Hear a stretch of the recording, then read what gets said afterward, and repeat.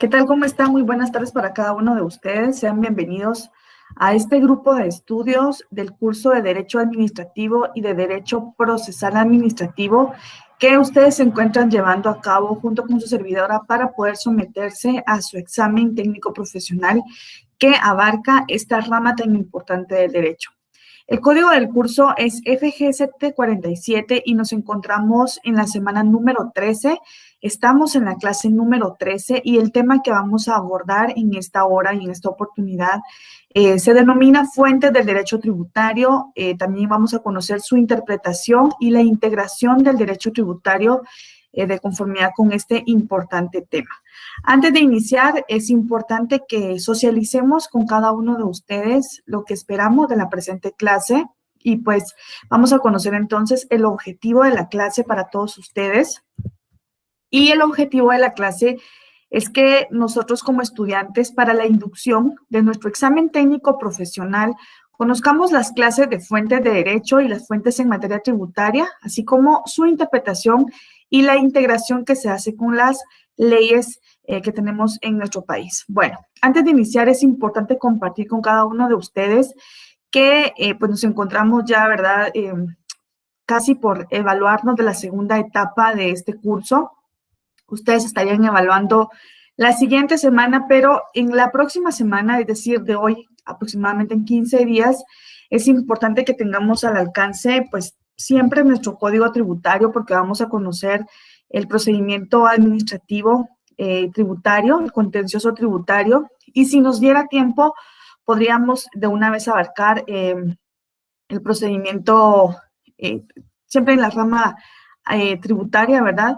Pero es importante compartir que también necesito que tengan su ley de contrataciones del Estado. Cabe mencionar que en la presente clase vamos a abordar nociones de la ley de contrataciones del Estado. Recuerdan ustedes que alrededor de la clase número 8, de la semana número 8, conocimos los contratos administrativos y estuvimos socializando generalidades de la ley de contrataciones del Estado. Sin embargo, en esta clase vamos a compartir aspectos relevantes de esta ley, la vamos a dejar para la última parte de la clase por si la tienen, en caso de que la tengan, la pueden tener al alcance en su oportunidad, pero también quiero compartir con cada uno de ustedes que en 15 días aproximadamente estaremos compartiendo un resumen de la ley, ¿verdad? Para que ustedes conozcan lo relativo a los aspectos que vamos a tocar en la parte final del presente curso. Quiere decir que si bien es cierto, es muy importante que compartan conmigo lo que socializaremos de acuerdo a la Ley de Contrataciones del Estado, decreto número 57-92, dentro de 15 días vamos a compartir un resumen de ello para que sí tenga efectos para la evaluación final. Pero es importante que desde ya entremos a conocer aspectos importantes. En la siguiente clase, entonces, ustedes estarían evaluando y luego compartiríamos una clase número 14, pero en la siguiente clase, me parece que es la 15, 16, por ahí estamos todavía tocando temas de las clases. Vamos a tratar de tocar las leyes que nos corresponden, las que tenemos pendientes, las que yo compartí con ustedes la semana pasada. Sin embargo, para la clase estamos en la clase número 3, en la 14, 15, estaríamos entonces compartiendo la siguiente posterior a su examen, a su evaluación. Ustedes tienen que tener su ley de contrataciones del Estado y también su código tributario para que toquemos el procedimiento contencioso tributario y también para que conozcamos aspectos importantes de lo que refiere el procedimiento en sí. Vamos a compartir entonces el contencioso administrativo, ¿verdad? El código tributario, y también vamos a estar compartiendo los diferentes recursos que tenemos y temas importantes para culminar con el aspecto tributario y también, ¿verdad?, poder dejar las últimas 2 clases como yo les ofrecí para tocar aspectos puramente procedimentales de conformidad con los que nos requiere el programa de estudios. Vamos a iniciar entonces y tenemos para ustedes en la pantalla qué son fuentes del derecho. Fuentes del derecho, entonces, ¿qué es fuente? Fuente del derecho designa todo lo que contribuye o ha contribuido a crear el conjunto de reglas jurídicas aplicables hoy por hoy a las personas. Las fuentes del derecho son encontradas en las constituciones, en las leyes, en los reglamentos, pero también es encontrada en los tratados internacionales. Este tema, pues, es muy conocido por cada uno de nosotros.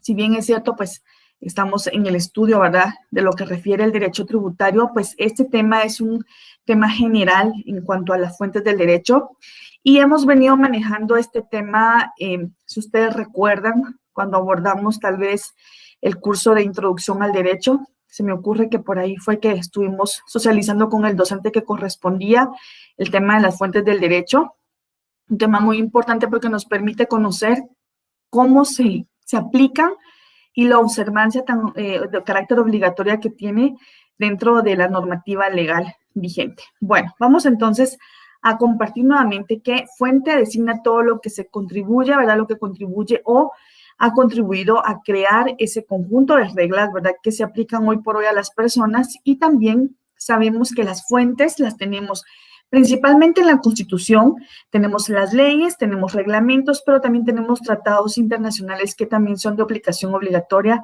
en nuestro país. Vamos entonces, y tenemos lo que es fuentes del derecho tributario para ustedes en la pantalla. Tenemos entonces que son el origen de las normas jurídicas.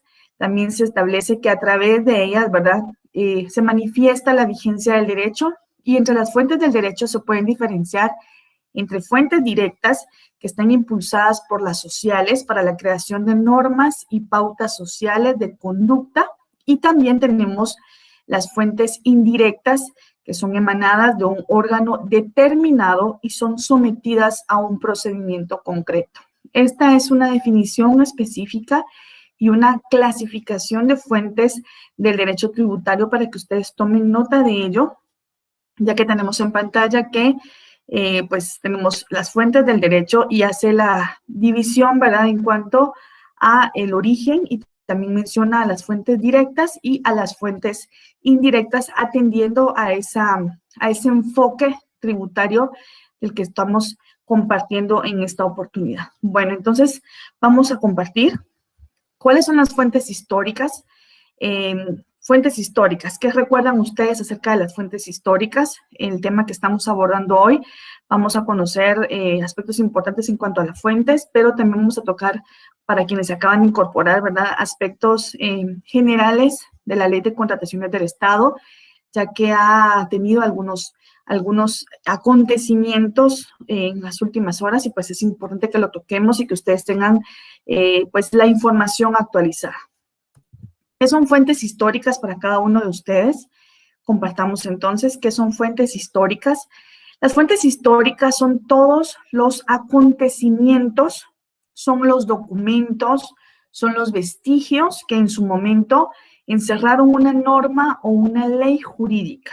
Voy a repetir, las fuentes históricas son todos los acontecimientos, son los documentos, son los vestigios que en su momento encerraron una norma o una ley jurídica, y que esto le sirve al legislador para crear nuevas leyes. Son las bases históricas, ¿verdad?, de acuerdo a aquellos acontecimientos que se dieron en escenarios pasados y que permiten hoy por hoy al legislador tomarlas como nociones, como bases, como cimientos para poder crear nuevas leyes. Por ejemplo, tenemos, de acuerdo a los antecedentes, las leyes de Indias, que es un claro ejemplo, de acuerdo pues a la historia, ¿verdad?, data de mucho tiempo atrás.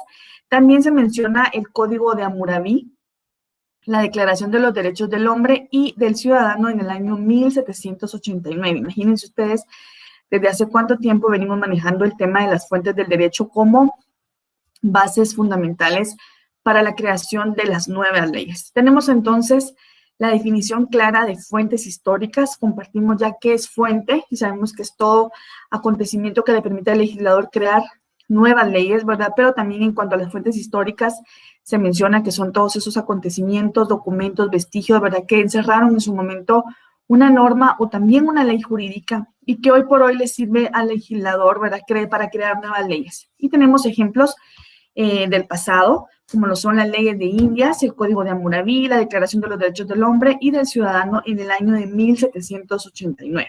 Vamos a avanzar entonces.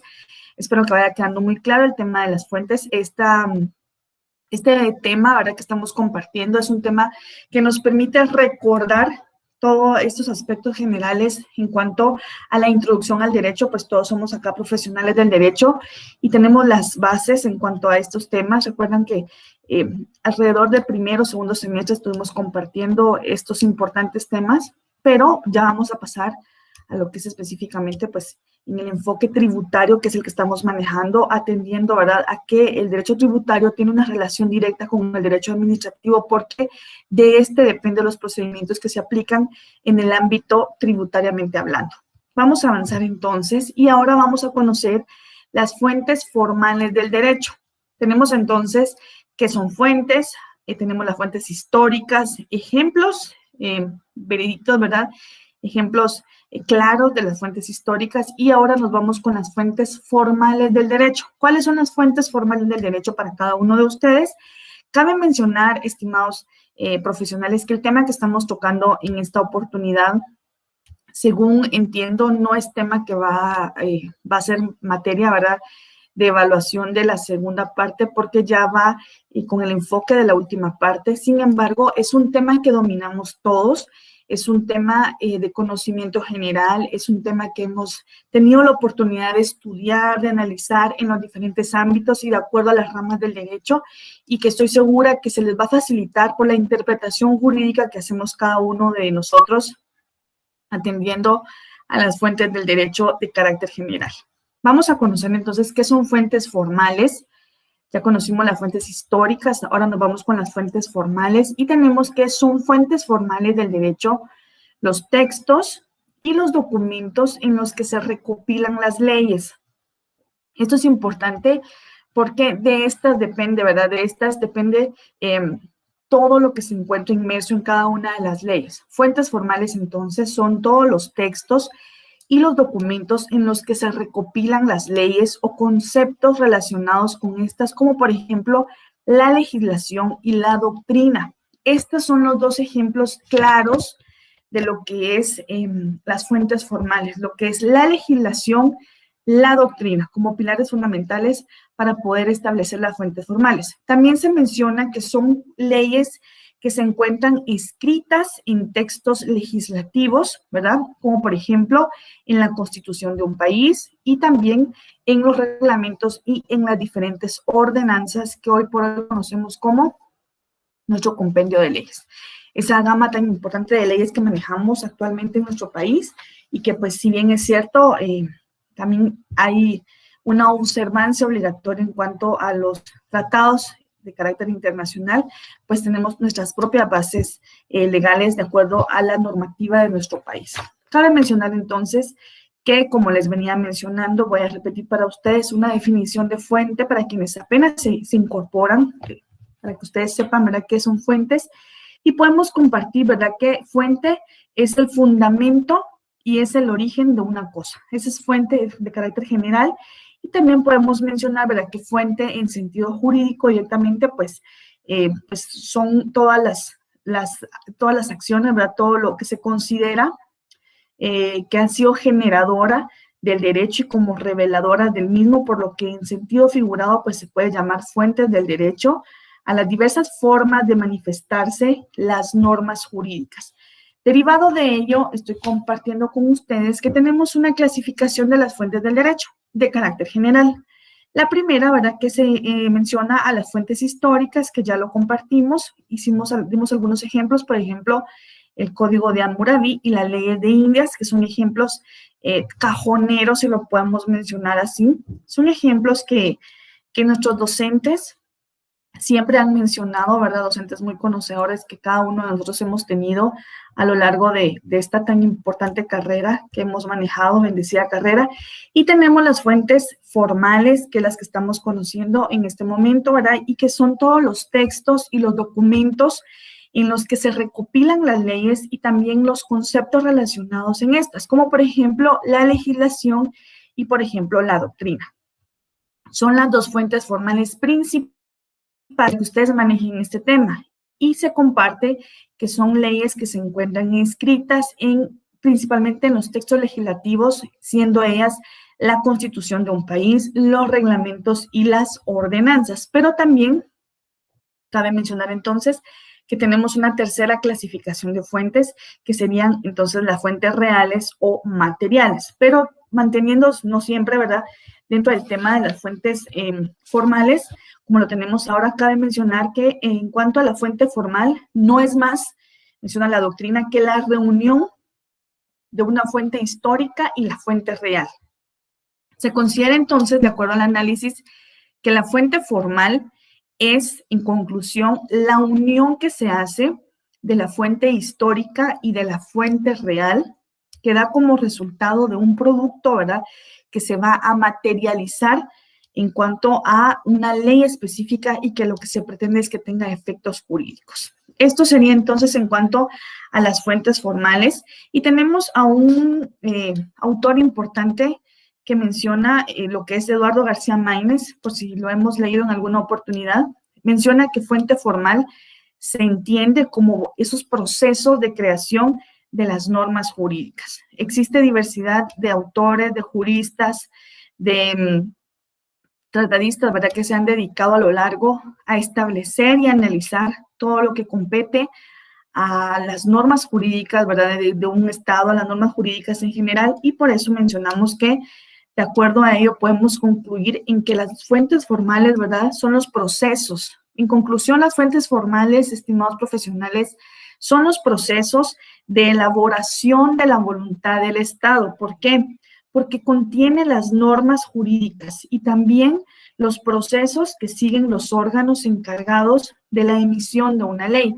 Como bien sabemos, ¿verdad?, tuvimos esa oportunidad de poder compartir en su momento lo que fue la creación de una ley, atendiendo el procedimiento tan claro, tan específico que conlleva nuestra Constitución Política de la República de Guatemala. Y también, ¿verdad?, es importante compartir que de acuerdo a ello, pues se menciona que las fuentes formales es la creación de esas nuevas leyes que nos permite conocer los efectos jurídicos que tiene cada una de la normativa y que generalmente, ¿verdad?, es el organismo legislativo a quien le compete esta función y excepcionalmente al organismo ejecutivo. En cuanto a esas excepciones o excepcionalmente, como lo hemos manejado, al organismo ejecutivo, hace un poco más de un año venimos manejando un tema tan importante que nos ha cambiado la vida, y si estamos en este grupo el día de hoy, considero que nos la ha cambiado para bien, porque nos ha permitido conocer que en medio de las dificultades que vemos, ¿verdad?, que ha sido mucha información que hemos tenido la oportunidad de poder observar, de poder compartir en redes sociales, en medios televisivos, radiales, etcétera, pues hay personas que sí han tenido la oportunidad de conocer esta enfermedad de cerca. Sin embargo, pues estamos hoy acá con la oportunidad de poder someternos pronto a estas etapas de la evaluación de nuestro curso de Derecho Administrativo con el objeto de ir avanzando en nuestra carrera, pues es porque estamos con el interés y porque tenemos salud. Menciono esto porque alrededor de un año, un poquito más, hemos venido conociendo estados, normativas, reglamentos, acuerdos que va emitiendo el presidente de la República, y por eso se menciona que si las fuentes formales en la creación de esas nuevas leyes, pues que le competen directamente de conformidad a la Constitución Política de la República al organismo legislativo, porque su función principal es la de crear leyes, excepcionalmente también le compete al organismo ejecutivo, el cual está dirigido, ¿verdad?, el cual está liderado por el presidente de la República, y él ha sido quien ha tenido la facultad de poder emitir, ¿verdad?, esos decretos, estos acuerdos que se han venido manejando alrededor de un poquito más de un año con el objeto de emitir restricciones, de conocer normativas que nos permitan poder compartir socialmente con el objeto de que no tengamos aglomeraciones, entre otros aspectos importantes. Bueno, esto sería entonces lo que refiere a las fuentes formales, y ahora nos vamos a las fuentes reales. ¿Cuáles son las fuentes reales, estimados licenciados? Las fuentes reales, ¿verdad?, se entiende que es el conjunto de razones determinantes del contenido de las normas jurídicas. Esta es una primera definición. Fuentes reales son todos estos, ¿verdad?, es el conjunto de razones determinantes del contenido de las normas jurídicas. Las fuentes reales son importantes. Cabe mencionar entonces que son los hechos, son los actos o fenómenos sociales, económicos, políticos, culturales, entre otros, que contribuyen a formar la sustancia o la materia del derecho. Es decir, que pues, se conoce como las circunstancias que obligan al Estado a emitir una nueva norma jurídica. Y esa nueva norma jurídica tiene como base pues la fuente formal que estuvimos conociendo antes de la imagen que tenemos en pantalla. Vamos a conocer entonces cuáles son las fuentes reales. Y tengo entonces para ustedes las fuentes reales. Podemos compartir que son factores y elementos que permiten determinar los elementos de las normas jurídicas, es decir, que influyen en la creación de estas con la realidad social de los acontecimientos que se viven día a día. Es la realidad, es lo que se vive de acuerdo a los escenarios de la vida y que permite unificar la fuente real con la fuente histórica para que con ello, ¿verdad?, se pueda complementar y poder crear una fuente formal como son las normas legales, la nueva creación de una ley de conformidad con lo que constitucionalmente conocemos como procedimiento de iniciativa de ley. Esto sería entonces en cuanto a las fuentes. Tenemos que es fuente histórica, fuente formal, material, fuente real, y pues la fuente real, ¿verdad? Para concluir, sabemos que son todos esos factores y elementos que nos permiten determinar esos mismos elementos y las normas jurídicas y que influyen en la creación de nuevas normas, ¿verdad?, que van enfocadas en la realidad social de los acontecimientos que se viven actualmente. Esto sería entonces la clasificación de las fuentes. Voy a avanzar la imagen. Y tengo para ustedes en pantalla un diagrama, ¿verdad?, para que conozcamos así de forma resumida cuáles son las fuentes del derecho. Entonces, fuentes del derecho, tenemos entonces las reales, tenemos las históricas, y estas dos principales unidas, ¿verdad?, permiten que nazcan a la vida jurídica las fuentes formales, con lo que conocemos ya actualmente como es la creación de una nueva ley. Vamos a resumir esto entonces. Y tenemos las fuentes del derecho, que son las fuentes reales, que son los fenómenos sociales que propician el surgimiento de una norma jurídica. Al mismo tiempo tenemos las históricas, que son los medios objetivos en los cuales se manifiestan, ¿verdad?, y que contienen esas normas jurídicas y que constituyen el antecedente de otras. Y al mismo tiempo tenemos las fuentes formales, que son los procesos de creación de las normas jurídicas. Con esto tendríamos entonces la clasificación de las fuentes del derecho, las fuentes reales, las fuentes históricas y para finalizar con las fuentes formales.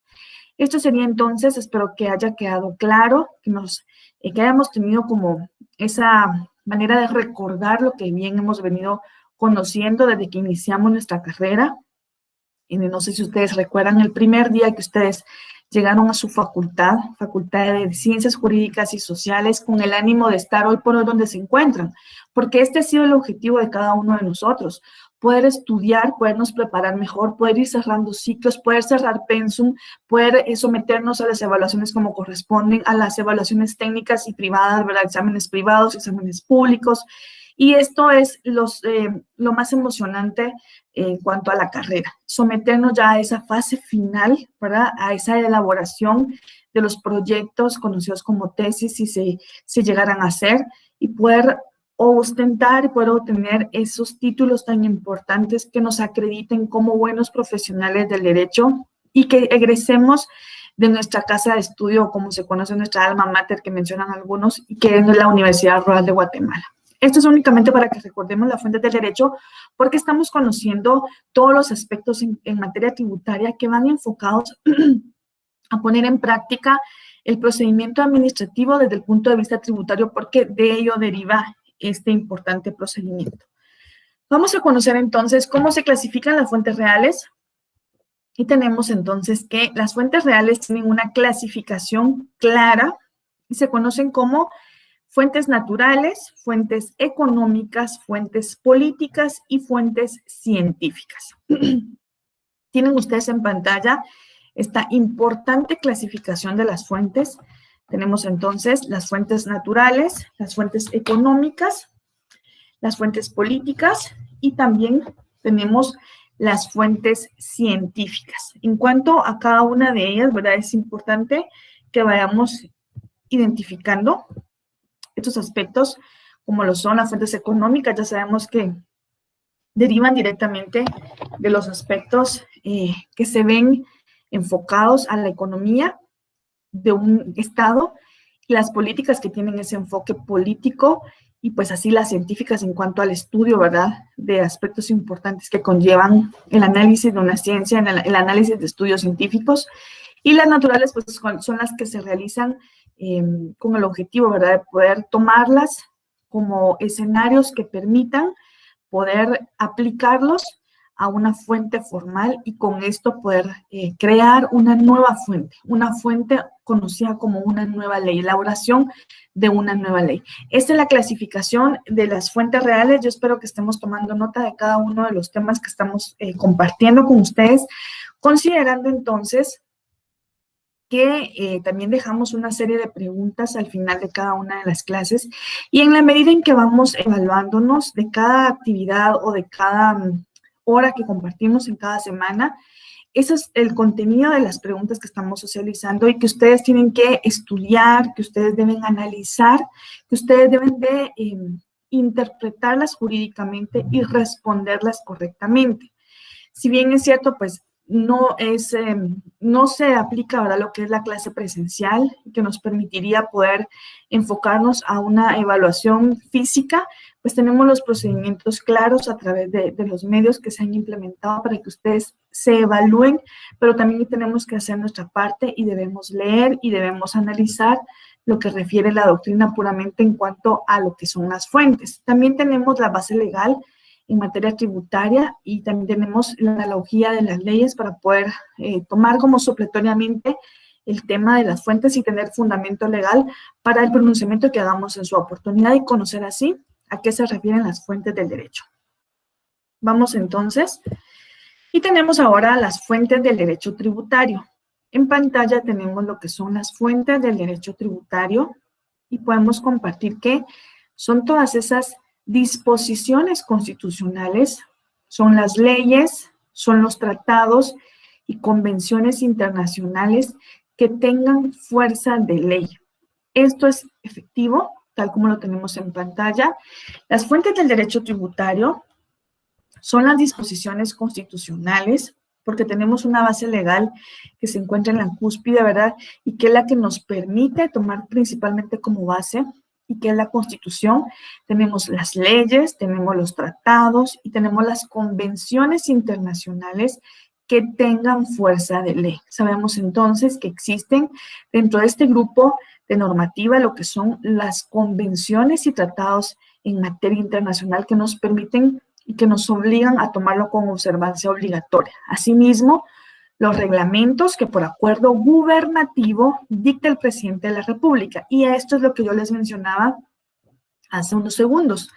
Si bien es cierto, tenemos acá el tema del derecho tributario, pues también de forma general son esos reglamentos que el presidente puede emitir, ¿verdad?, en estado de emergencia, en estado de calamidad pública, en estado de sitio, considerando que hemos tenido un escenario que nos ha permitido cambiar perspectivas de vida, cambiar, ¿verdad?, una forma de vida, poder tomar decisiones correctas considerando que se debe de priorizar el tema de la vida y el tema de la salud. Entonces, compete a cada uno de nosotros hacer nuestro esfuerzo, limitarnos y poder tomar acciones que nos permitan tener un pleno desenvolvimiento social y que conlleva ello, que han sido medidas que se han tomado por parte del organismo ejecutivo que va precedido por el presidente de la República y que es quien ha emitido estos acuerdos gubernativos, ¿verdad?, considerando lo alarmante del tema que hemos venido manejando ya alrededor de un poco más de un año. Por eso es que se menciona que principalmente pues, las leyes son creadas por el Congreso de la República a través de sus diferentes diputados. Sin embargo, en estados de emergencia y en estados excepcionales también tiene tal facultad y tal potestad el presidente de la República de Guatemala. Esto sería entonces en cuanto a las fuentes del derecho tributario, para que tengamos, ¿verdad?, la noción que tiene pues su disposición principalmente en la Constitución, también las leyes, los tratados y convenciones internacionales en materia tributaria que tengan fuerza de ley. Asimismo, los reglamentos que por acuerdo gubernativo dicte el presidente de la República en materia tributaria. Vamos a avanzar entonces. Y tenemos lo que preceptúa nuestra ley del organismo judicial, ya que hacemos esa analogía de ley, ¿verdad? Tenemos la ley del organismo judicial y nos vamos al artículo número 2 de la ley. Ahí encontramos qué son fuentes del derecho y tenemos entonces que la ley es la fuente del ordenamiento jurídico. Si le llegáramos a preguntar cuál es la ley o cuál es la fuente principal del ordenamiento jurídico, sabemos que es la ley, ¿verdad? La ley es la fuente del ordenamiento jurídico. También es importante conocer que de acuerdo a lo que establece la ley del organismo judicial, la jurisprudencia la complementará. La jurisprudencia, estimados licenciados en ciencias jurídicas y sociales, estimados profesionales del derecho, estimados estudiantes y amigos, ¿qué es la jurisprudencia? Pues sabemos que la jurisprudencia son todas aquellas resoluciones que ha emitido, ¿verdad?, un órgano jurisdiccional competente y que tiene observancia obligatoria. Y también podemos mencionar que la costumbre regirá solo en defecto de la ley aplicable o por delegación de la ley. Para que tomamos en cuenta que también la costumbre, ¿verdad?, puede sustituir a una fuente del derecho siempre y cuando únicamente, ¿verdad?, sea por delegación de la ley o porque sea aplicable en ausencia de la propia ley. Y también podemos mencionar que siempre que no sea contraria a la moral o al orden público y que resulte meramente probada. Vamos a repetir de forma resumida para poder avanzar, ya que ustedes saben que el tiempo que compartimos es muy especial y estamos por culminar, y estamos a solamente unas clases de poder compartir con este privilegiado grupo de estudios. Espero que les vaya muy bien y que pronto me hagan llegar la invitación para su grabación. Yo con mucho gusto estaré tratando de acompañarlos. Vamos entonces a compartir lo que es el artículo número 2 de la ley del organismo judicial, nuevamente, que son fuentes del derecho. La ley es la fuente del ordenamiento jurídico. También se menciona que la jurisprudencia la complementará y la costumbre regirá solo en defecto de la ley aplicable o por delegación de la ley, siempre que no sea contraria a la moral o al orden público y que resulte probada. Esto sería entonces en cuanto a la ley del organismo judicial como fuente del derecho. Tenemos entonces artículos que nos pueden llevar a establecer el fundamento legal de la fuente del derecho. Ahora nos vamos siempre al artículo número 2, pero del Código Tributario, si lo tienen al alcance, y si no le damos lectura en pantalla todos juntos, tenemos entonces qué es fuente en materia tributaria, y también tenemos entonces que tenemos, de acuerdo a la doctrina, tenemos una clasificación de fuentes, que es la fuente histórica, la fuente formal o material, la fuente real, y que tenemos el artículo número 2 de la ley del organismo judicial, que tenemos la Constitución Política de la República de Guatemala y que tenemos el Código Tributario que preceptúa en su artículo número 2 que son fuentes de ordenamiento jurídico tributario y hace esa mención tan especial. Y en orden de jerarquía, las disposiciones constitucionales, las leyes, los tratados y las convenciones internacionales que tengan fuerza de ley, los reglamentos que por acuerdo gubernativo dicte el organismo ejecutivo. Esto es entonces lo que se puede compartir de acuerdo a las fuentes del ordenamiento jurídico en materia tributaria y en orden de jerarquía. Tenemos entonces que la primera son las disposiciones constitucionales, también tenemos las leyes, los tratados y las convenciones internacionales que tengan fuerza de ley, así como los reglamentos que por acuerdo gubernativo dicte el organismo ejecutivo, y esto lo encontramos en el artículo número 2 de nuestro Código Tributario. De acuerdo, ¿verdad?, a lo que estamos compartiendo como fuente, sabemos entonces que la Constitución Política de la República de Guatemala, por ser la ley suprema, es la fuente formal, para que tomemos nota, por excelencia del derecho. La Constitución En la fuente formal, ¿verdad? Porque pues como lo hemos venido manejando, le compete directamente al grupo de lo que corresponde a la fuente formal, y es la fuente formal por excelencia del derecho, por cuanto que en la misma se determina la estructura del Estado. La Constitución determina entonces cómo está estructurado nuestro Estado, el Estado de Guatemala, su forma de gobierno, temas muy importantes, la competencia de cada uno de los órganos constitucionales y administrativos, y también, ¿verdad?, los derechos básicos que conlleva a la comunidad elevado, ¿verdad?, a la categoría de constitucionales, que también son parte de lo que corresponde a la Constitución y que permite, ¿verdad?, mantener fuerza en los diferentes ámbitos políticos y cotidianos que vivimos día a día. También podemos mencionar que las constituciones de los estados representan la fuente jurídica de mayor jerarquía y son las leyes supremas en las que se puede hacer mención que contiene los principios generales fundamentales de todo ordenamiento jurídico en general, de la cual el sistema tributario pues es parte, y también las constituciones, ¿verdad?, se consagran en cuanto a esos preceptos específicos en materia tributaria. Entonces, podríamos mencionar que serán las atribuciones y las limitaciones de la potestad tributaria que conlleva conocer directamente la base principal que contiene la Constitución Política de la República de Guatemala. Hacemos mención entonces que hemos venido manejando desde la clase anterior todo el tema de carácter tributario, de la rama tan especial del derecho tributario, pero nos encontramos en el curso de Derecho Administrativo. Como compartí con ustedes en la clase anterior, compartí el espacio en donde el programa de estudio del curso de Derecho Administrativo y de Derecho Procesal Administrativo nos requiere, ¿verdad?, o requiere de nosotros el estudio exhaustivo de lo que es la rama del derecho tributario. Hemos venido manejándolo y en la siguiente clase tenemos únicamente ya parte práctica. Posterior a que se evalúen, vamos a estar conociendo el procedimiento contencioso tributario.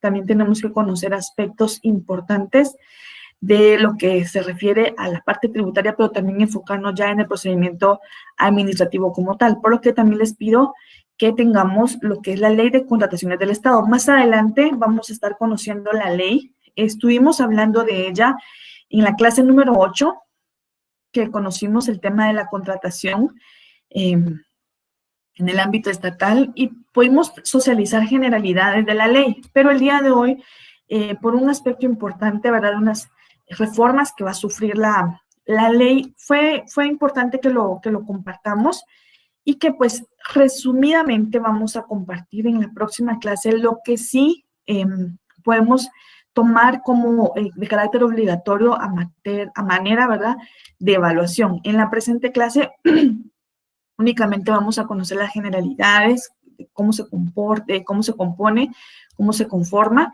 y cuál es ese cambio que se ha venido manejando a través de lo que es la reforma que se está proponiendo y que ya fue aprobada y que ya fue, que cumplió con ciertos requisitos. Esto sería entonces en cuanto al artículo número 2 del Código Tributario. Ahora nos vamos a esa interpretación de las normas jurídico-tributarios.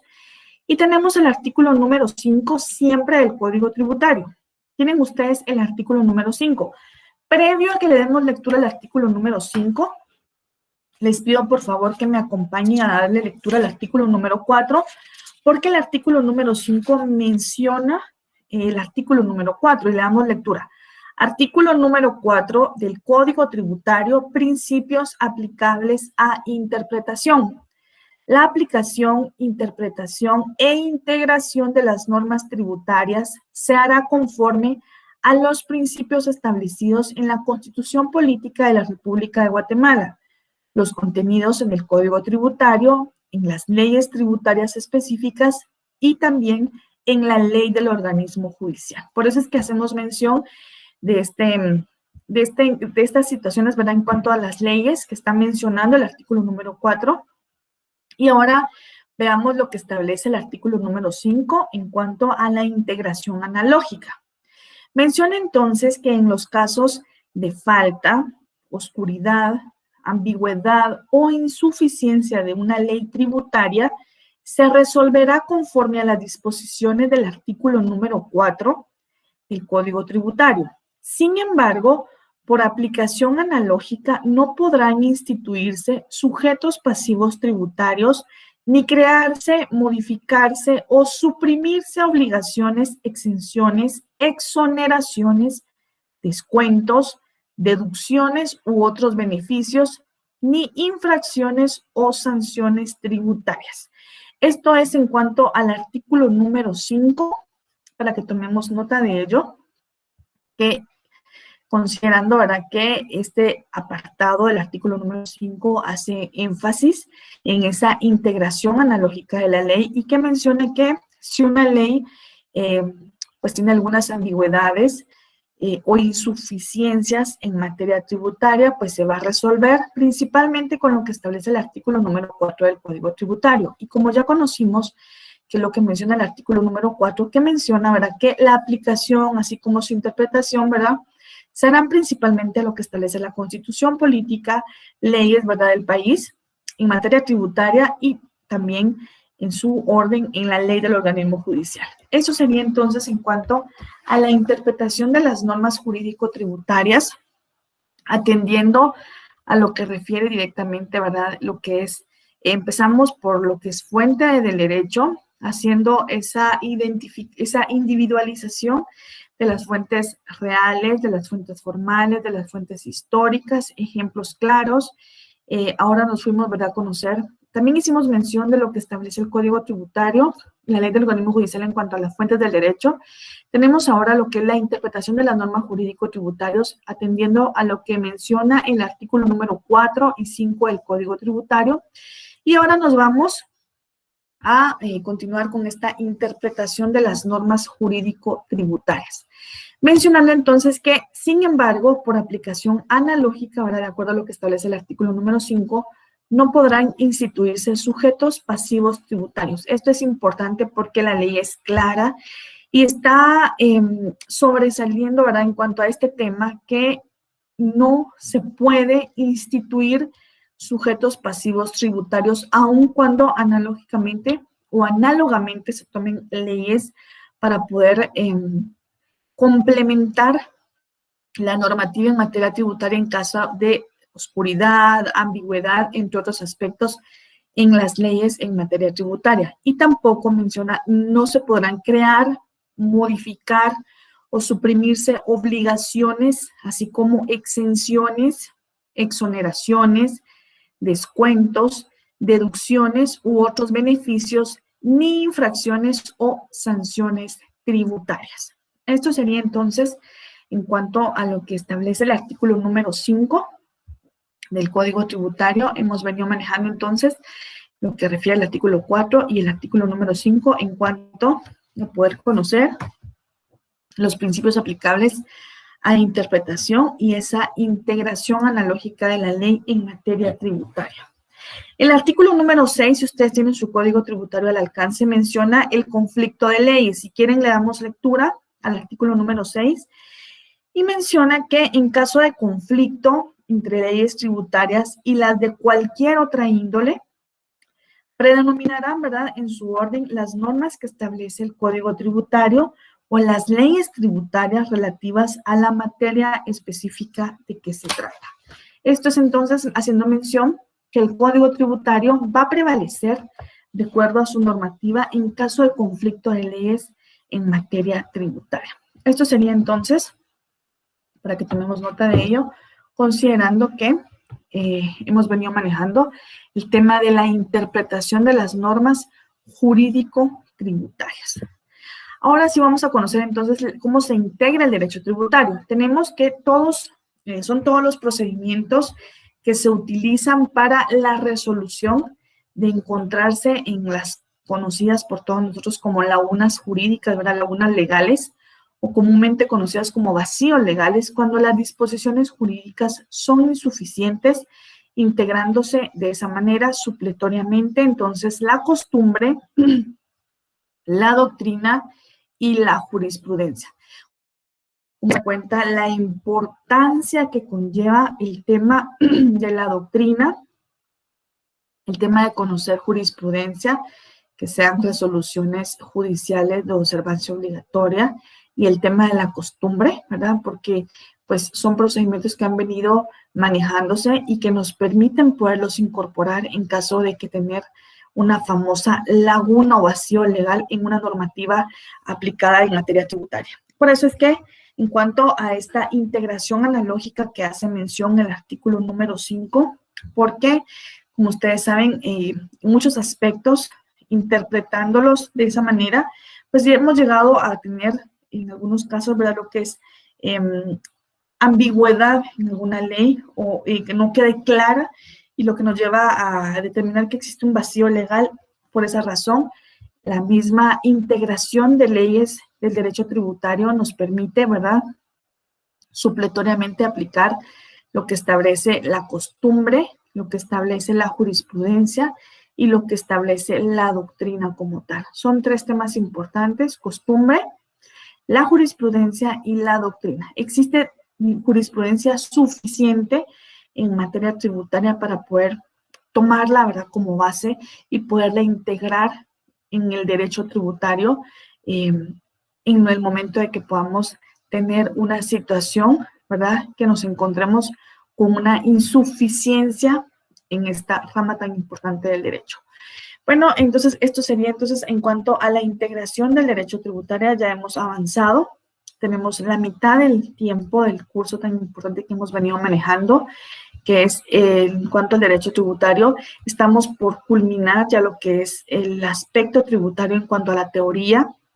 Si ustedes pudieron tener la oportunidad de analizar su programa, hace mención, ¿verdad?, en cuanto a poder abordar todos los aspectos del derecho tributario, y pues el tiempo que compartimos no es suficiente para que logremos abordar todo en materia tributaria, pero tratamos de dar lo más esencial para que tengamos la noción, ¿verdad?, considerando que esta rama del derecho ya ha sido abordada por cada uno de nosotros en su oportunidad, en la Facultad de Derecho, con el docente que nos tuvimos la oportunidad de compartir, pero en esta oportunidad, a manera de poder conocer el procedimiento administrativo que se enfoca en el ámbito tributario, es que el programa es tan importante y tan especial, tiene esa especialidad de poder involucrar y de poder identificar que para poder aplicar un procedimiento tributario necesitamos obligatoriamente de la rama del derecho administrativo, ya que de ella depende, ¿verdad?,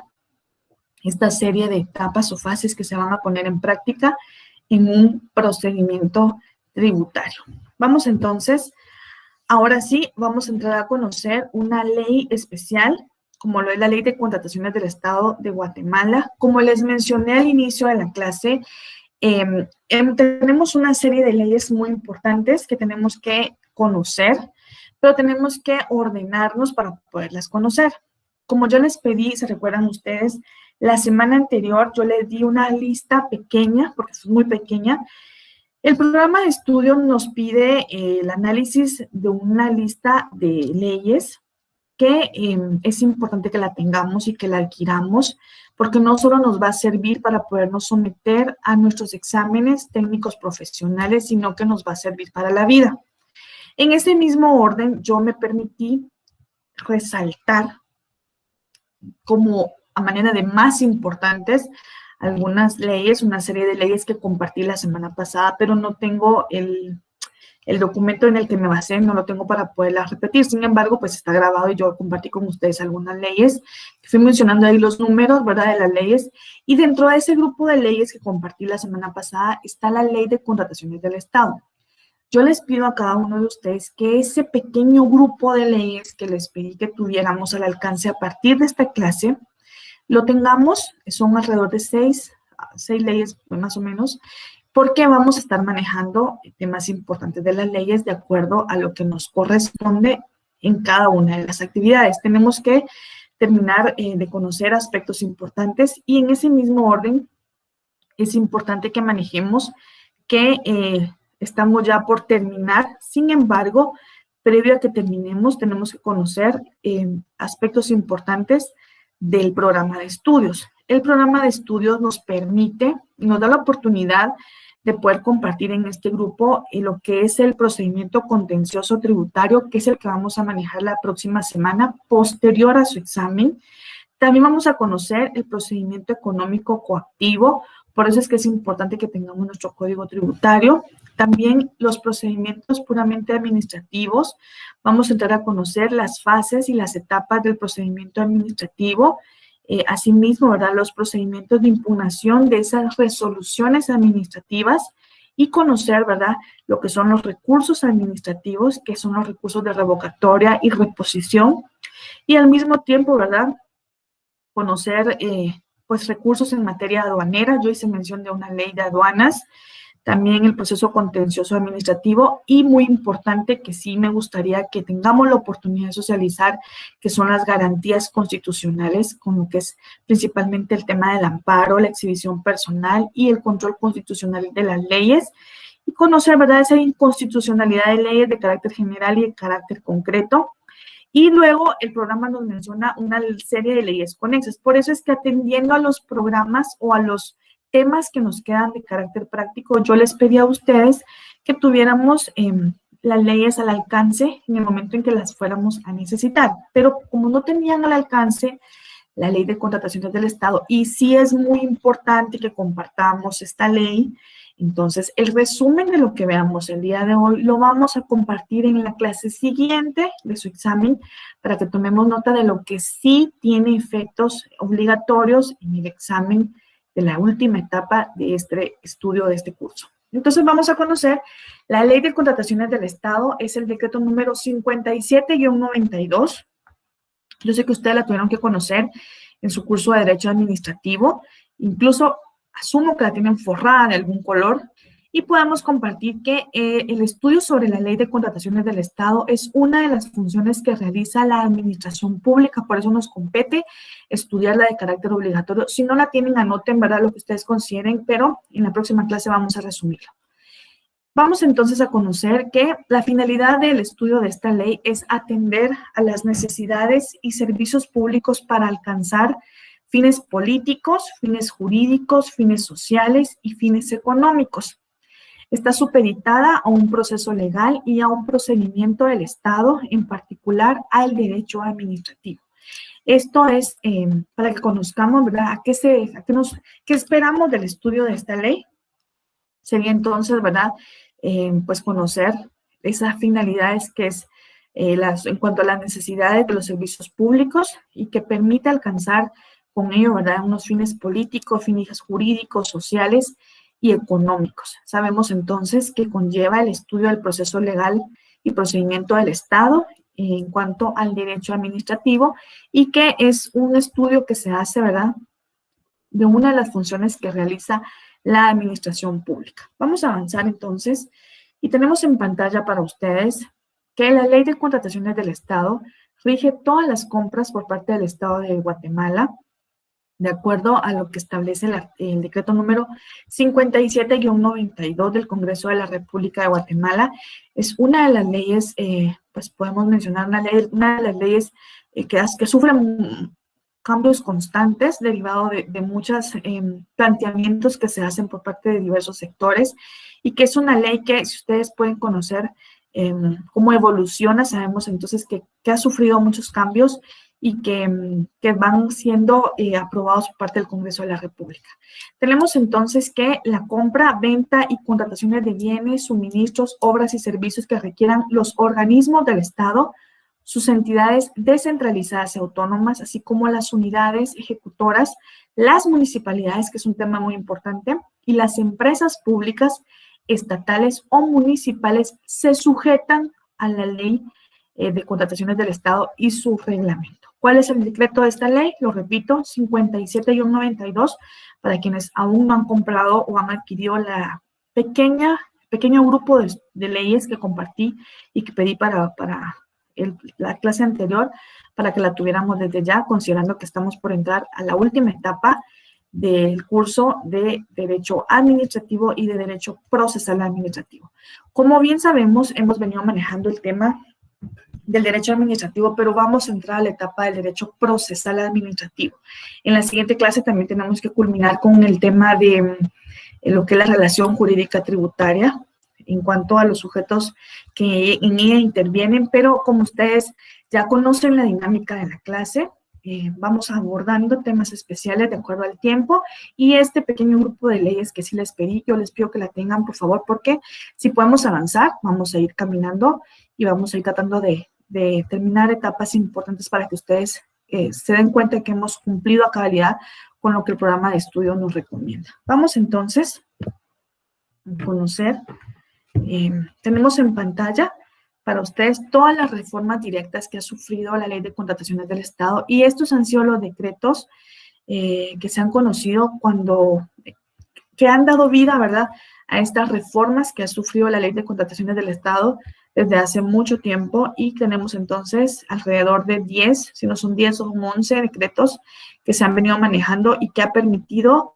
que tengan los efectos jurídicos obligatorios los cambios y las reformas que han conllevado a esta importante ley, como lo son la Ley de Contrataciones del Estado. Tenemos entonces que en la portada, ¿verdad?, ya con derechos de autor para ustedes, solo me permití compartirlo porque es importante, atendiendo a que yo asumo que ustedes, como buenos abogados y notarios y profesionales del derecho, ustedes están involucrados con el acontecer nacional principalmente, ¿verdad? Y ustedes ven noticias, ustedes están informados de lo que refiere, no con las noticias amarillistas, porque eso no es tema de que nos interese, porque estamos tan enfocados en nuestro estudio actualmente, que sí es importante que conozcamos cuál es la evolución que conlleva a cada uno de los aspectos políticos y legales de nuestro país. En ese mismo sentido, como ustedes pueden darse cuenta en la imagen que tengo en pantalla para ustedes, en la parte superior izquierda, ¿verdad?, que es el sábado 1 de mayo del 2021, tenemos, ¿verdad?, dentro de los temas relevantes de la política, que la Ley de Contrataciones del Estado, ¿verdad?, causa y efecto de su reforma al Congreso. Se menciona que la aprobación de las reformas a la Ley de Contrataciones confirmó que los intereses del Congreso, pues, actualmente se encuentran divididos. Fue algo de lo que se refleja, no es algo que nos atañe como motivo o manera de estudio, solo para que conozcamos que sí fueron aprobadas estas reformas y que seguramente, ¿verdad?, de acuerdo a los procedimientos legales a los que cada uno de los guatemaltecos tenemos derecho, pueden ser impugnadas y que van a ser motivo de algunas contrademandas ciudadanas que van a tener efectos en nuestro país. Tenemos también, dándole seguimiento a esta importante reforma que va a conllevar a la Ley de Contrataciones del Estado, ya les mencioné y les compartí en pantalla la serie de decretos con las que ha sufrido reforma la Ley de Contrataciones del Estado, y siempre teniendo, ¿verdad?, dándole la secuencia a este tema tan importante, tenemos entonces que el Congreso reforma la Ley de Contrataciones para compras directas que sean de 2,000 quetzales, ¿verdad? Mencionando entonces que el Congreso aprobó el día 28 de abril las reformas a la Ley de Contrataciones del Estado. Por eso yo me permití compartir con ustedes este tema hoy, porque es el tema que estamos, pues, que tenemos muy reciente por estas reformas que van sufriendo en cuanto a la Ley de Contrataciones del Estado. Y pude haber involucrado lo que era directamente el tema del procedimiento administrativo tributario. Sin embargo, ya la parte práctica, puramente práctica, la vamos a dejar para la primera clase que tengamos posterior a que ustedes se evalúen de la segunda etapa del curso. Entonces tenemos que el Congreso aprobó este 28 de abril las reformas a la Ley de Contrataciones del Estado, y que esto va a permitir un aumento de 200,000 quetzales, ¿verdad?, en el monto de compras directas.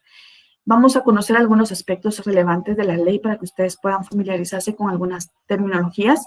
Y también mencionar que con 89 votos, no sé si ustedes se recuerdan cuando ustedes estudiaron procedimiento, ¿verdad?, para presentar una iniciativa de ley, cuántos votos se requieren para la aprobación de una ley. Podemos compartir que con 89 votos, los diputados aprobaron una moción para incluir el tema en la agenda, y horas después se selló, ¿verdad?, el decreto 4-2021, que es el decreto que le va a dar vida a esta reforma. Ya les compartí, voy a regresar la imagen, solo voy a regresarla para que ustedes, acá tenemos una serie de decretos que nos ha permitido conocer reformas de la Ley de Contrataciones del Estado, y a este grupo de decretos se le va a sumar entonces el decreto número 4-2021, que fue aprobado mediante 82 votos de los diputados. También se menciona, ¿verdad?, que son temas importantes. Las reformas provienen también de un proyecto conocido como 57-03 y que esto no conllevó alguna modificación. Menciona entonces que entre los primeros artículos aprobados que establece esta reforma, ¿verdad?, se pueden hacer adquisiciones directas por alrededor de 2 millones y que quedan, ¿verdad?, directamente los gerentes y los directores como autoridad administrativa superior en el caso de dichos montos.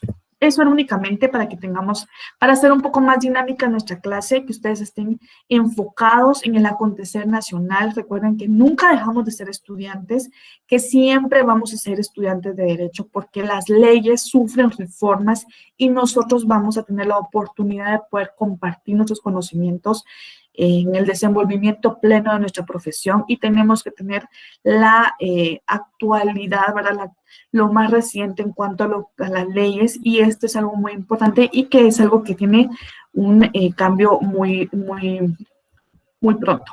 Compartimos entonces que en la jornada legislativa que conllevó el día 28 de abril, pues tuvo como protagonista, se acuerda a la imagen que tenemos, ¿verdad?, que la mayoría de diputados pues aprobaron lo que eran estas reformas a la ley de contrataciones.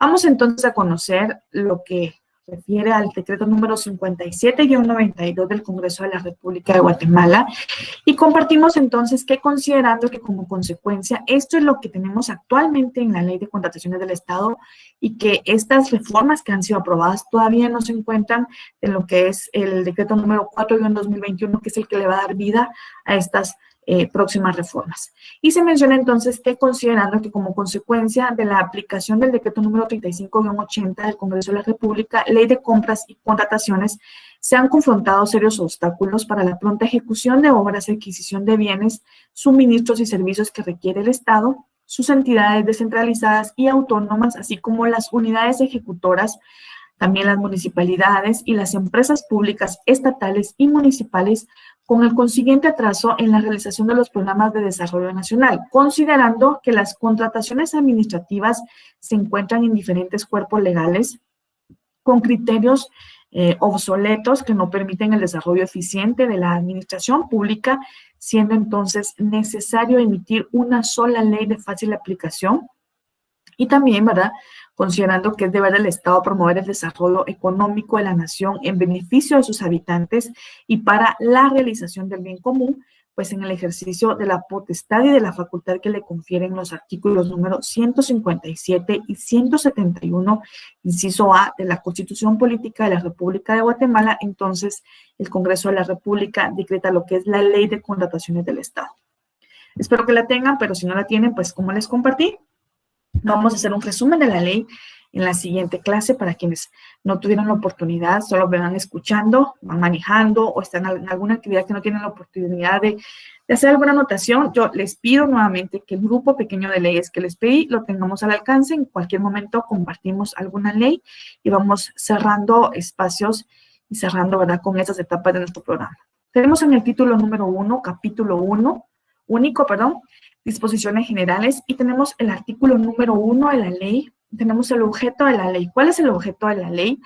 Y tenemos entonces el objeto de la ley y ámbito de aplicación. Esta ley tiene por objeto normar las compras, las ventas, las contrataciones, arrendamientos o cualquier otra modalidad de adquisición pública que realicen los siguientes entes. Vamos a avanzar. Tenemos los organismos del Estado, las entidades descentralizadas y autónomas, incluyendo las municipalidades. Y ustedes no sé si se dan cuenta de la importancia que conlleva hacer el estudio de esta ley posterior a que hemos venido conociendo parte teórica y doctrinaria de lo que son los organismos o los órganos descentralizados, centralizados. Se recuerdan que los estuvimos socializando alrededor de hace un par de clases. Incluyendo, menciona a las municipalidades. Asimismo, las entidades o empresas, cualquiera que sea su forma de organización, cuyo capital mayoritariamente esté conformado por aportaciones del Estado.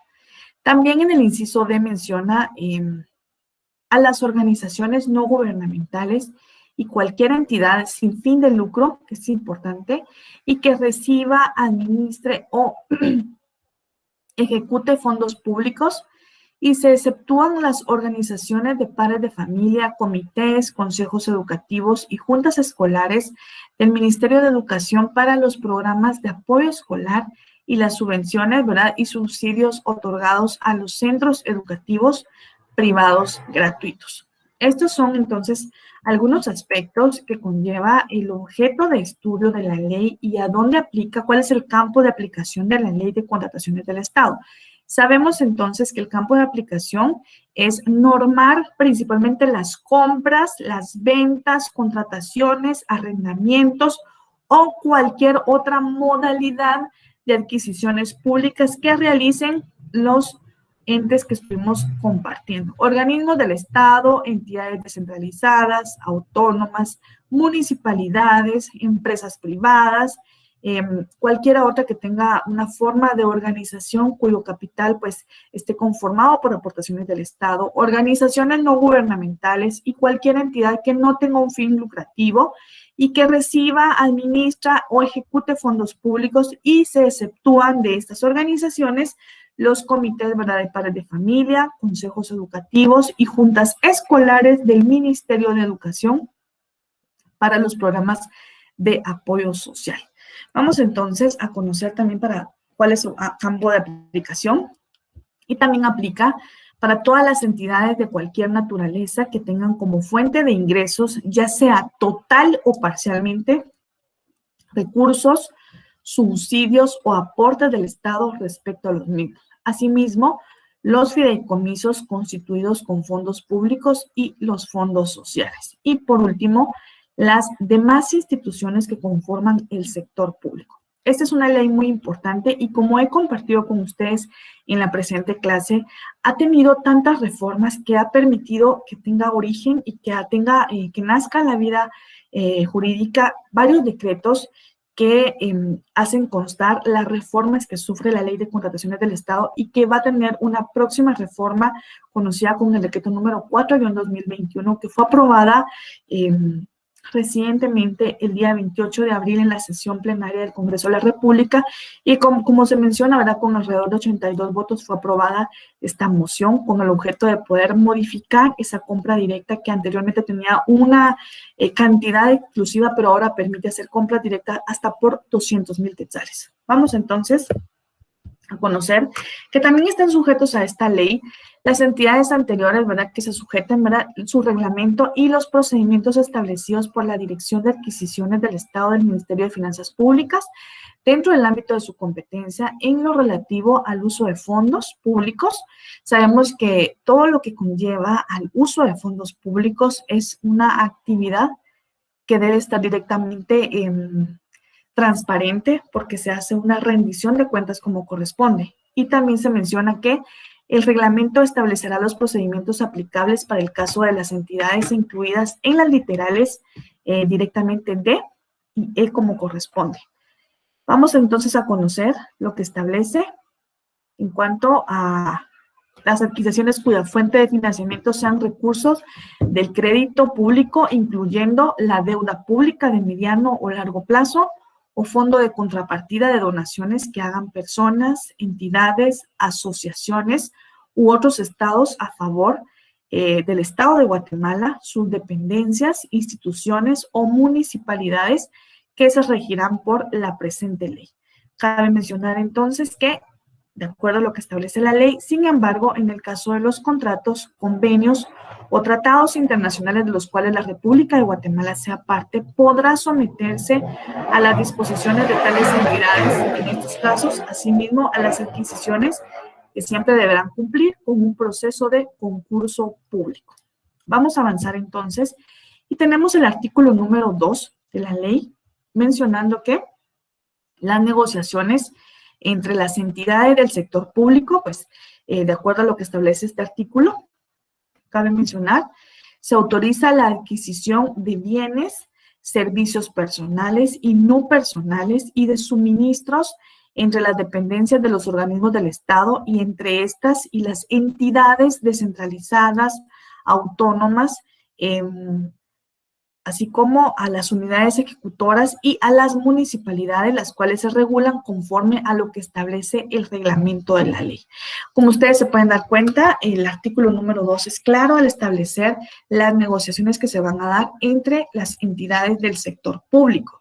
Menciona entonces que para efectos de la Ley de Contrataciones del Estado se autoriza la adquisición de bienes, servicios personales y no personales, así como de suministros entre las dependencias del organismo del Estado y entre estas, ¿verdad?, que son las dependencias del sector público, siendo, ¿verdad?, descentralizadas, autónomas, así como unidades ejecutoras, y también incluye a las municipalidades, las cuales se van a regular conforme a lo que establece el reglamento de la ley. Vamos a avanzar entonces. Tenemos el artículo número 3. Como les compartí, ¿verdad?, vamos a socializar un par de artículos únicamente de la ley con el objeto de que tengamos una idea a qué se refiere, cuál es el objeto de la Ley de Contrataciones del Estado. Hemos compartido generalidades de la ley en la clase número 8, porque vimos la parte contractual en cuanto a la administración pública, pero no habíamos podido entrar a conocer esta ley porque no habíamos tenido la oportunidad de entrar a la parte práctica. Sin embargo, estamos ya entrando a la parte práctica.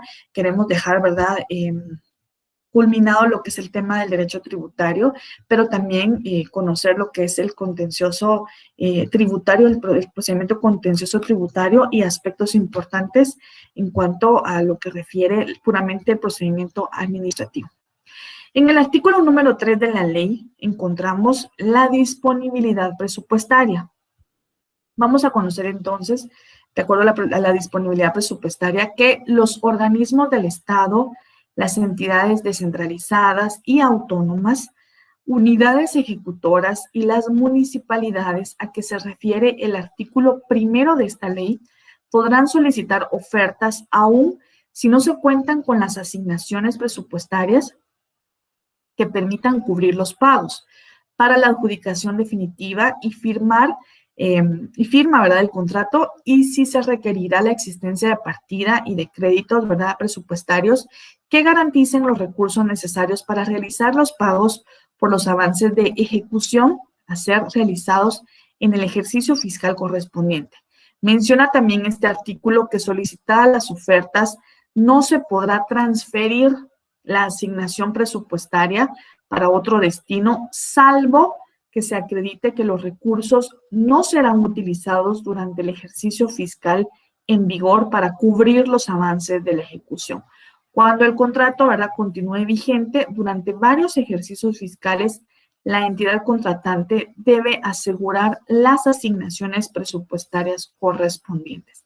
Estos 3 artículos que hemos venido compartiendo tienen como objeto lo siguiente.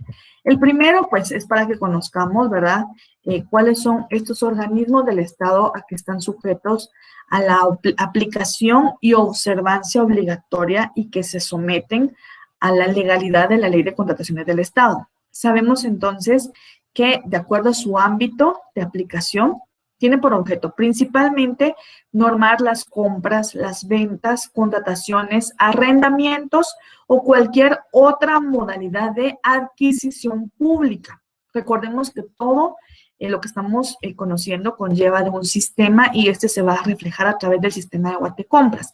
Para quienes se desenvuelven en actividades profesionales o laborales de este ámbito, conocen los procedimientos y saben que esta es de aplicación obligatoria. Entonces pudimos socializar cuáles eran los organismos y las entidades del Estado a que estaban sujetas en el ámbito de aplicación de esta ley. Y en el artículo número 2 socializamos directamente el tema de las negociaciones que se dan entre el sector público y esa adquisición de bienes, adquisición de servicios personales y también ubicadas dentro de los no personales, así como adquisición de suministros que se da entre las dependencias de los organismos del Estado, ¿verdad?, de Guatemala contra las entidades del sector público, haciendo mención que se van a regular conforme lo establece el reglamento de la Ley de Contrataciones del Estado. Asimismo, en el artículo número 3 compartimos la disponibilidad presupuestaria que debe de tener los organismos del Estado, las entidades descentralizadas y autónomas, las unidades ejecutores y las municipalidades a que se refiere el apartado del artículo número 1 de la ley, y que menciona que puede solicitar ofertas si no se cuenta con asignación presupuestaria que permita cubrir los pagos correspondientes. Y nos vamos al artículo número 43, y en este artículo número 43 encontramos las modalidades específicas, y acá encontramos directamente lo que veníamos compartiendo. Como ustedes pueden darse cuenta, en este artículo número 43 tenemos modalidades específicas de compra. En el inciso B, que es el único que compartí, pero que yo les pido a ustedes que leamos, por favor, la ley, los artículos que compartimos en esta oportunidad. Sin embargo, en la próxima clase vamos a compartir brevemente los artículos que sí van a ser materia y objeto de examen final. Tenemos entonces la modalidad específica de lo que es la compra. Y tenemos en el inciso B la compra directa. ¿Por qué mencionamos únicamente este inciso? Porque este inciso es el que dio origen a poder contemplar una reforma a la Ley de Contrataciones del Estado que va a surtir efectos de acuerdo al decreto 4-2021 que fue aprobado recientemente el 28 de abril. Tenemos entonces la compra directa y menciona que la modalidad de compra directa consiste en la adquisición de bienes, suministros, obras y servicios a través de una oferta electrónica en el sistema de Guatecompras, ¿verdad? Prescindiendo de los servicios a través de una oferta, ¿verdad? Prescindiendo de los procedimientos de licitación y cotización. Este procedimiento de licitación y cotización al que me refiero y al que se refiere la ley en el artículo número 43 es la parte práctica que debemos de conocer. Yo personalmente sí he estado en procedimientos de licitación y es un tema muy especial porque nos permite conocer directamente cuando existe una oferta pública y toda la solemnidad que conlleva a este concurso tan importante de acuerdo a los procedimientos de licitación y también de cotización. Y se menciona entonces que cuando la adquisición sea por montos mayores a 10,000 quetzales y que no supere los 90,000 quetzales. ¿Y qué sucede entonces?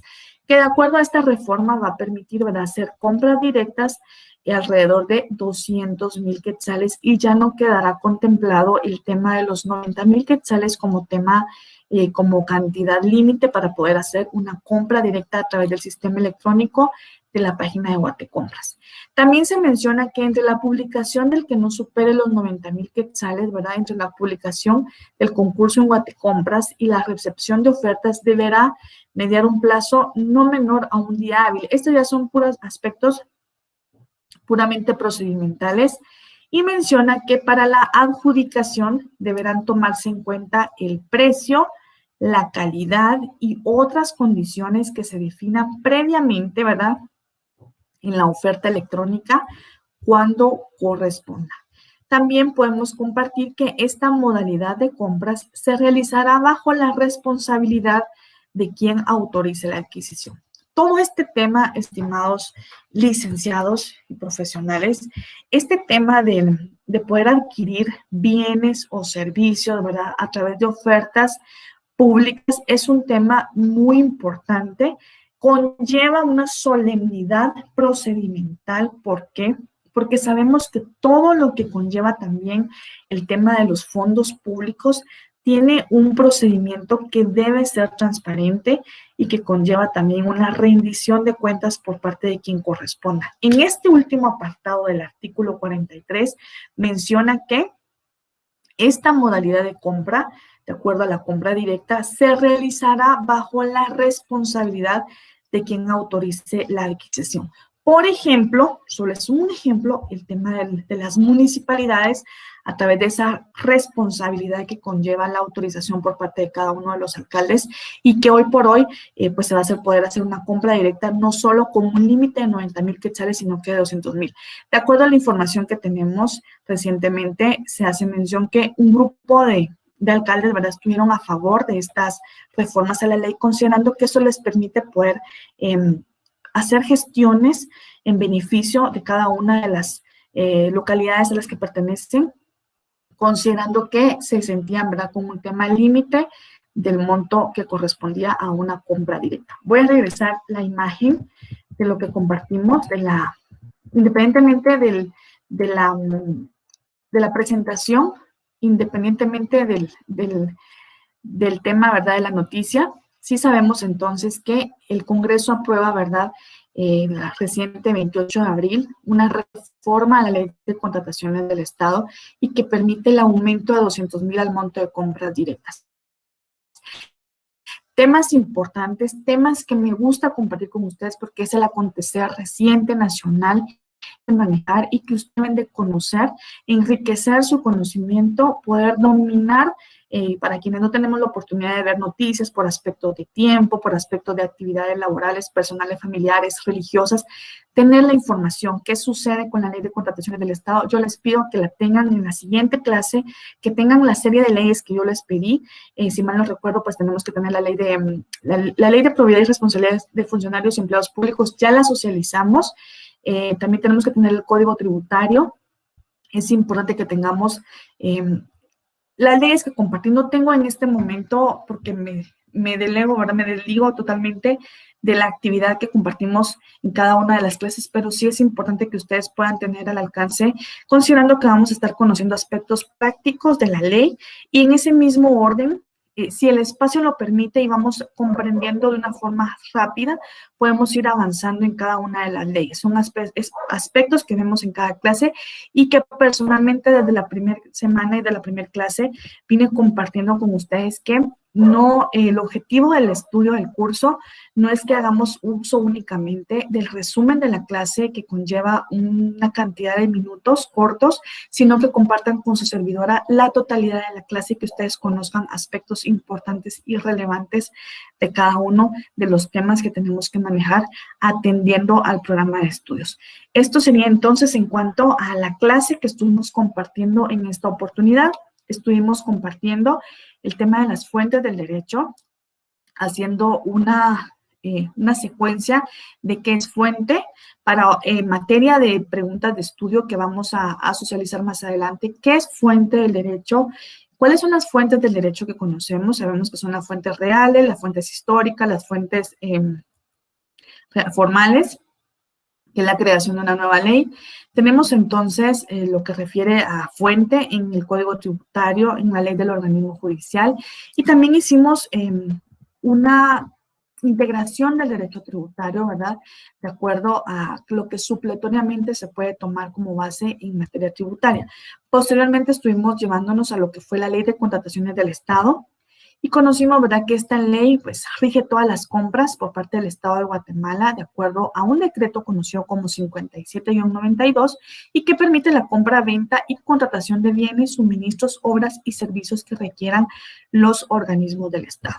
Y también compartí con ustedes todas las reformas directas que ha tenido la ley de contrataciones del Estado y a esta se le suma el decreto número 4-2021 aprobado recientemente por el Congreso. Con ello, pues, conocimos la portada y lo que conlleva a la sección política de este periódico nacional, ¿verdad? Así que no con el objeto de comentar el nombre, sino solo para que conozcamos que sí conlleva, ¿verdad?, una serie de procedimientos atendiendo a las reformas que conlleva cada una de las leyes. Y conocimos la ley, su objeto y ámbito de aplicación. También conocimos las entidades y los organismos que son parte de este grupo selectivo, ¿verdad?, de aplicación obligatoria en cuanto a esta ley. Y también podemos conocer las negociaciones que se dan entre las entidades del sector público y los organismos del Estado, de conformidad con lo que establece el artículo número 2 de la ley. Y también compartimos la disponibilidad presupuestaria y el tema tan importante como lo fue la modalidad específica específicamente en el inciso B, que es la compra directa, y que actualmente, y es de carácter positivo y vigente, porque si bien es cierto, ha sido aprobado un decreto, todavía no ha surtido los efectos jurídicos que corresponden, porque conlleva una serie de aspectos importantes que incluso recientemente aprobada, y podría ser que conlleve una serie de impugnaciones, pero eso ya es tema ya directamente que no compete y no nos atañe para el estudio de este curso de Derecho Administrativo. Con esto, estimados amigos, hemos llegado al final de la clase. Vamos a compartir las preguntas de estudio para cada uno de ustedes. Y tenemos entonces, ¿qué son fuentes del derecho? Estamos en la semana número 13. En la semana número 13, pregunta número 1, ¿qué son fuentes del derecho? ¿Cuáles son las fuentes del derecho? ¿Cuáles son las fuentes reguladas en el Código Tributario? Y también les pido el fundamento legal, ¿verdad?, del Código Tributario. ¿Cómo se integra el derecho tributario para su aplicación en la práctica? Pregunta número 5, ¿qué son fuentes formales en materia tributaria? Todos estos temas y todos estos apartados los socializamos en esta oportunidad.